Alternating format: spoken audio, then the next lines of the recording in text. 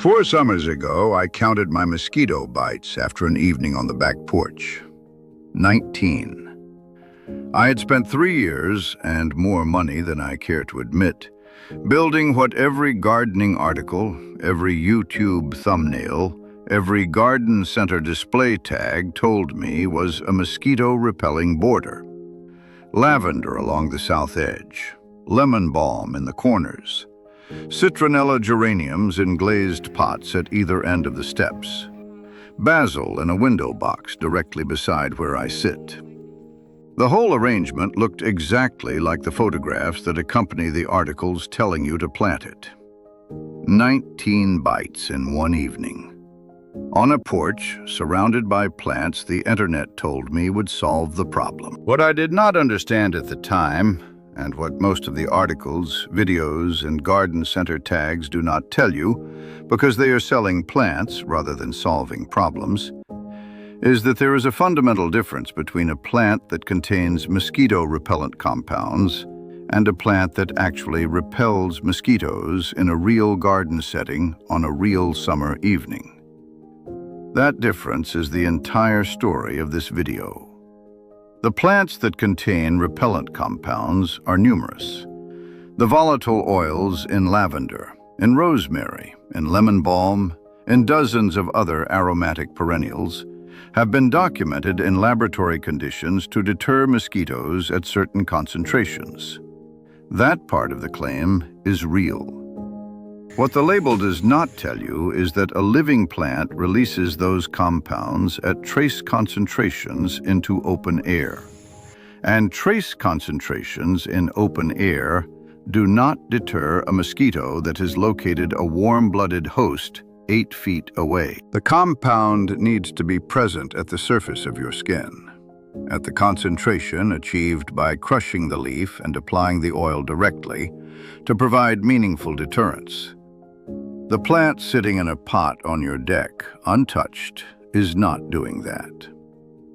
Some of the plants on this list made things worse, not by repelling mosquitoes inadequately, by actively creating conditions that attracted more of them.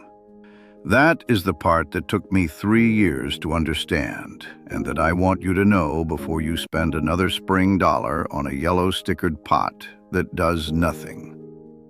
11 plants, the results of growing every one of them and sitting next to every one of them through multiple summer evenings. The ones that failed, why they failed, and what the failure actually looked like in practice. And the ones, the small number, where the effect was real enough that I kept them and would plant them again. Drop your growing zone and your worst mosquito month in the comments right now. I want to know where you are gardening and what you are dealing with. Number 11 is Citronella geranium, Pelargonium citrosum, sold under the names citrosa, mosquito shocker, and most commonly, mosquito plant, with a yellow sticker attached that states it repels mosquitoes naturally. Every American garden center stocks it in May. Most of them sell out by Memorial Day weekend because the marketing is effective and the sticker is convincing. And nobody who buys it in May has enough of the summer behind them yet to know it does not work. I bought 6 of them in a single season, 3 for the front porch, 3 for the back deck. I set them in terracotta pots at intervals that the gardening articles said would create an aromatic zone of deterrence around each seating area. By the 3rd week of June, I had more mosquito bites per evening than I had recorded the previous summer with no mosquito plants at all. The sticker is wrong, and it has been documented as wrong since 1996. A field study at the University of Guelph in Ontario placed test subjects in outdoor enclosures with Pelargonium citrosum and measured mosquito landing rates against control conditions. The plant showed no statistically significant deterrent effect. Mosquitoes were not repelled. The study's conclusion was clear, and it has been replicated in subsequent research. Pelargonium citrosum, in its growing, untouched form, does not deter mosquitoes under real outdoor conditions. The chemistry behind the failure is straightforward. True citronella, the compound that actually repels mosquitoes, is derived from Cymbopogon nardus, a tropical grass native to Sri Lanka that produces citronellal and geraniol at concentrations high enough to interfere with mosquitoes' host detection ability. Pelargonium citrosum is a geranium hybrid that smells like citronella when you crush its leaves. The smell is real. The repellent concentration in the air around the untouched plant is not. Crush a leaf and rub it on your forearm and you get approximately 10 minutes of mild deterrence. The plant in the pot, contributing nothing but passive fragrance to the surrounding air, is doing nothing to the mosquito that just bit you. Why it may attract more? The dense, moisture-retaining potting medium in the glazed containers I was using was holding standing water in the drainage saucers beneath each pot. Mosquitoes breed in standing water.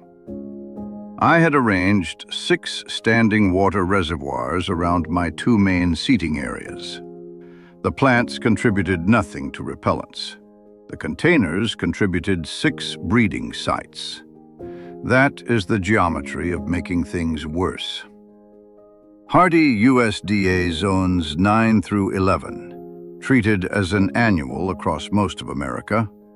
$15 in May, dead in October, replaced the following May. The yellow sticker travels from pot to pot every year. Number 10 is lemon balm, Melissa officinalis. I want to be careful here because lemon balm is a genuinely useful plant for other purposes. And I do not want the mosquito disappointment to obscure those uses. As a culinary herb, it is pleasant. As a tea, it is calming and genuinely enjoyable on a summer evening. As a ground cover, it fills difficult spaces with attractive fresh green foliage. I grow it still for those reasons, with full knowledge of what it does not do. What it does not do is repel mosquitoes from a garden setting passively. The citronellol content in lemon balm is real. It is the same class of compound found in commercial citronella products. The concentration released by an undisturbed plant into open air is not. A 2011 study examining the repellent efficacy of common garden herbs found that lemon balm essential oil, at laboratory-grade concentration, showed significant deterrent activity against Aedes aegypti. The plant in your garden border, untouched in open air, shows no meaningful deterrent activity in field conditions. What I discovered in the second summer of growing lemon balm in dense plantings along the back of my porch border was something I had not anticipated. Lemon balm spreads aggressively and produces abundant, dense foliage that creates exactly the kind of cool, moist, sheltered microhabitat that mosquitoes use as resting cover during the daytime hours. During the heat of the day, mosquitoes are not feeding. They are resting in cool, sheltered, humid vegetation. I had planted them a perfect resting habitat 8 feet from where I sit at dusk, which is precisely when they emerge from that resting cover to feed. The connection between dense ground-level plantings and daytime mosquito harborage is one of the least discussed elements of mosquito management in residential gardens. You can simultaneously grow plants that contain trace repellent compounds and provide the resting habitat that increases the local mosquito population using those very plants. Lemon balm, as a dense spreading ground cover with abundant moisture-retaining foliage, does both simultaneously. USDA zones 3 through 7 as a hardy perennial. Spreads readily, requires management in smaller gardens. Crush the leaves and rub them on exposed skin before sitting out. That is where the value is. The plant standing untouched in the border is not helping you. Number 9 is basil, Ocimum basilicum. The mosquito repellent claim attached to basil rests on a genuine laboratory finding.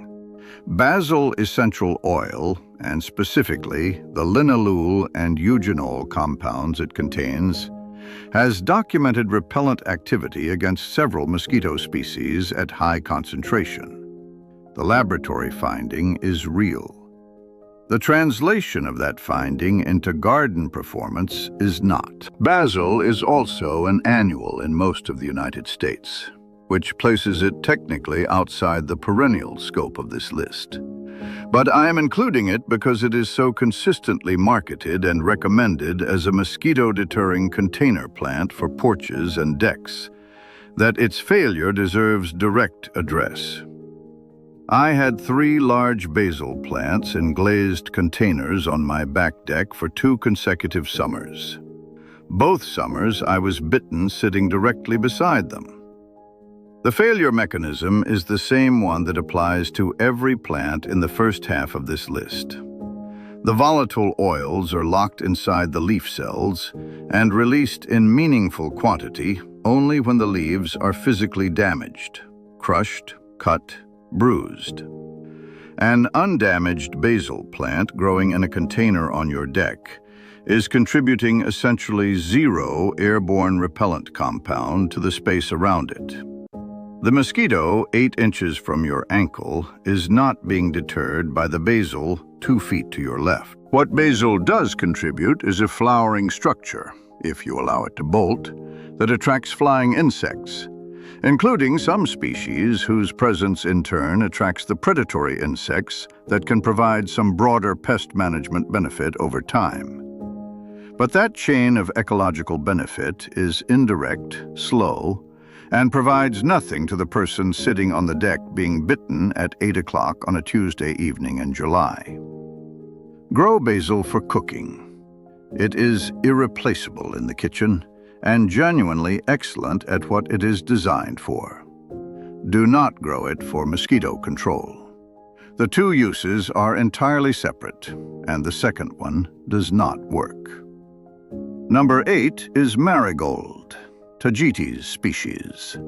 Marigolds appear on almost every mosquito-repelling plant list published anywhere on the internet. The claim has enough surface-level credibility that it circulates continuously without serious challenge, because marigolds do contain pyrethrum, a compound that is the basis of the most widely used natural insecticide in commercial production. Pyrethrum extracted and concentrated is genuinely effective against mosquitoes and dozens of other insects. That part of the chemistry is real. The concentration released by a growing marigold plant into garden air is not sufficient to deter a mosquito in outdoor field conditions. This specific claim has been examined in research and found wanting at the practical garden level repeatedly. The gap between what pyrethrum does at extraction concentration and what a marigold plant releases into open air passively is large enough to be practically irrelevant. What marigolds contribute to a garden in terms of mosquito outcomes that I did not anticipate? The flowers produce nectar that attracts a range of flying insects, including midges and gnats, which are not the same as mosquitoes, but which create a background of flying insect activity around seating areas that tends to increase overall bite count by drawing attention to the presence of warm-blooded hosts in the area. This is a secondary effect and not a direct consequence of marigold chemistry. But it is an observed pattern from 2 seasons of growing marigolds, specifically in proximity to outdoor seating and monitoring bite rates. USDA zone adaptability as annuals across all zones. Genuinely useful as companion plants in vegetable gardens, where the pyrethrum does deter certain soil pests and some aphid species at close contact range. For mosquito control around a seating area, plant something else. Number 7 is eucalyptus, specifically the lemon-scented varieties, Eucalyptus citriodora. grown in containers on porches and decks in warmer American climates, and widely marketed as mosquito-deterring specimens. The compound responsible for the repellent claim is p-menthane 3,8-diol, derived from the oil of lemon eucalyptus. Oil of lemon eucalyptus is the only plant-based repellent compound that the CDC lists alongside DEET and picaridin as a recommended protection against mosquitoes carrying disease. That registration is legitimate and important. The distinction that the container plant marketing blurs deliberately is the difference between oil of lemon eucalyptus as a processed concentrated extract and a lemon eucalyptus tree growing in a pot on your deck. The tree produces the precursor compounds. The oil is produced from those compounds through steam distillation at processing facilities. The concentration difference between the two is significant enough that the EPA and CDC registration for oil of lemon eucalyptus applies exclusively to the processed extract, not to proximity to a living specimen.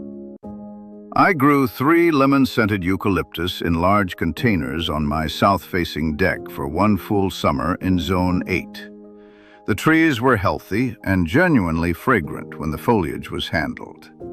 The mosquito bite count on that deck that summer was not meaningfully different from the summer before, when no eucalyptus was present. The passive fragrance released by the undisturbed trees into open deck air was not at a concentration that deterred the mosquito population operating in that space. In zones 8 through 11, where eucalyptus can be grown as a genuine landscape tree rather than a container specimen, there is some evidence that established plantings create a broad aromatic environment that reduces mosquito pressure at landscape scale. Container specimens on a deck are not landscape scale.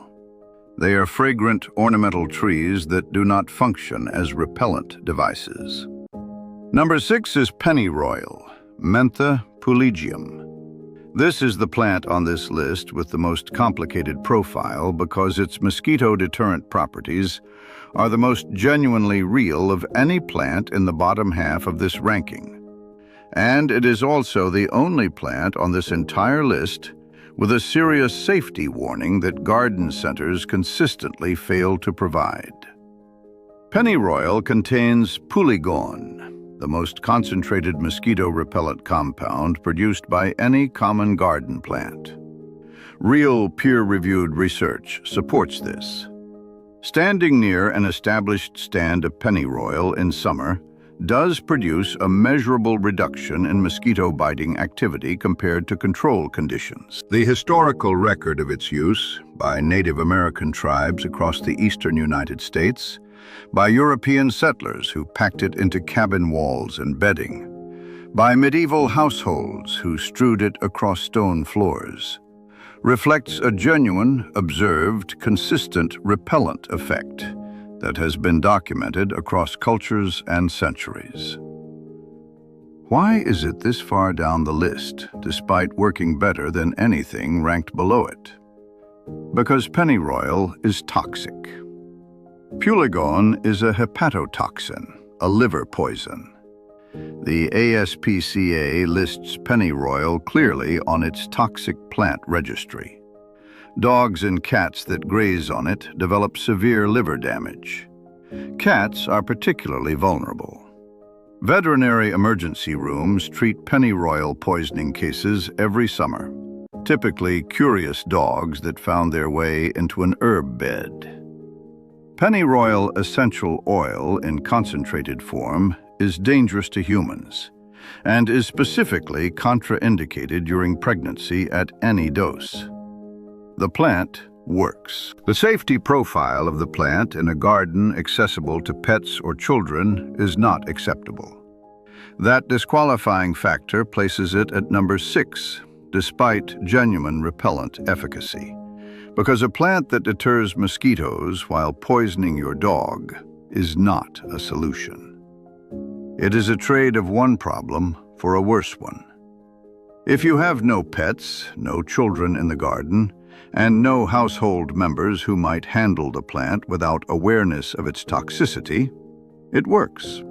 Plant it contained, never in an open border where access cannot be managed. If any of those conditions do not apply, go directly to number 3 on this list and plant that instead. That is the first 6.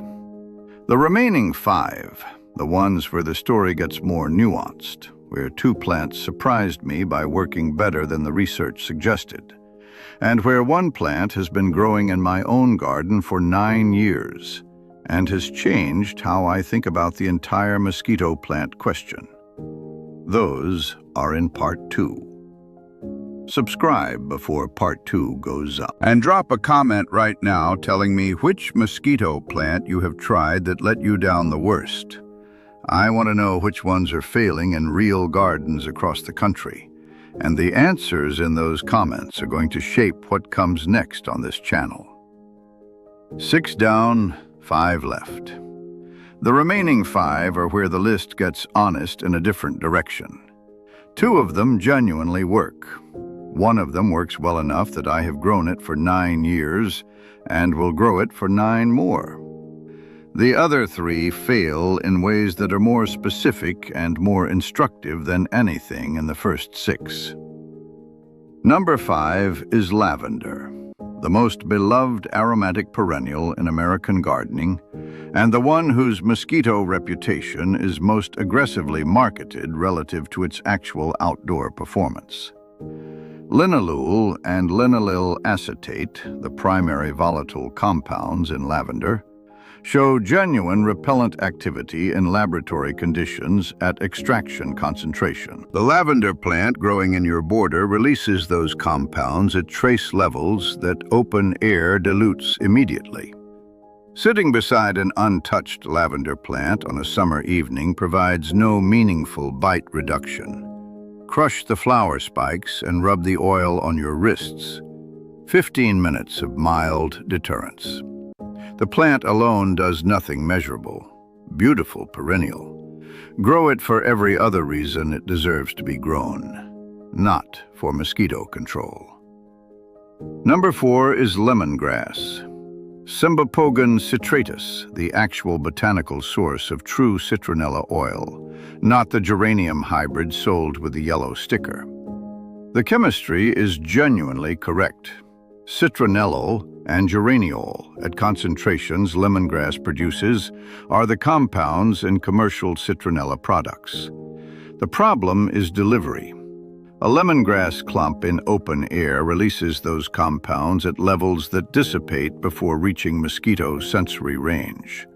Rub a crushed leaf on your forearm. 20 minutes of real deterrence. The standing plant in a container contributes almost nothing passively.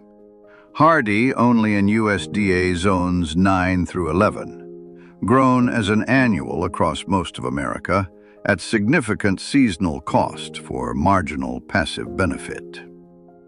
Number 3 is catnip, Nepeta cataria.